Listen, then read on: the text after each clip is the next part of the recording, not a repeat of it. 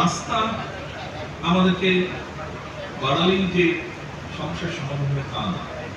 একই সাথে আমরা যদি রেলওয়ে, যেখানে আমরা কম খরচে যাতায়াত করতে পারি, একই সাথে ব্যবসায়ীরাও তাদের ব্যবসায়িক মাল আনা নেওয়ার ক্ষেত্রেও কম খরচে আনতে পারেন আমরা যদি রেলওয়েটাকে ডেভেলপ করতে পারি। আমরা আমাদের বর্তমান সরকার আমরা একটি উদ্যোগ গ্রহণ করছি যে সারা দেশে কিভাবে রেল যোগাযোগটাকে বৃদ্ধি করা যায়। রেল যোগাযোগটাকে বৃদ্ধি করলে স্বাভাবিকভাবে অধিকাংশ মানুষ এটিতে যাতায়াত করবেন, এটিতে খরচ কম হবে, সেটি যাতায়াতের খরচ কম হবে, সেটি ব্যবসায়িক করানোর খরচ কম হবে।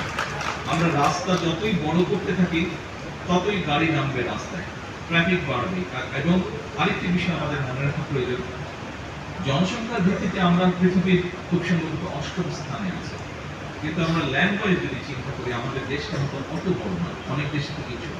সেজন্য আরেকটি গুরুত্বপূর্ণ বিষয়, বাংলাদেশের যে একটি কৃষি প্রধান দেশ, সেজন্য রাস্তা যদি নির্মাণ করি আমরা একই সাথে কিন্তু আমাদের ফসলি জমিও নষ্ট হচ্ছে, সেজন্য সেই বিষয়টাকে আমাদের মাথায় রাখতে হবে।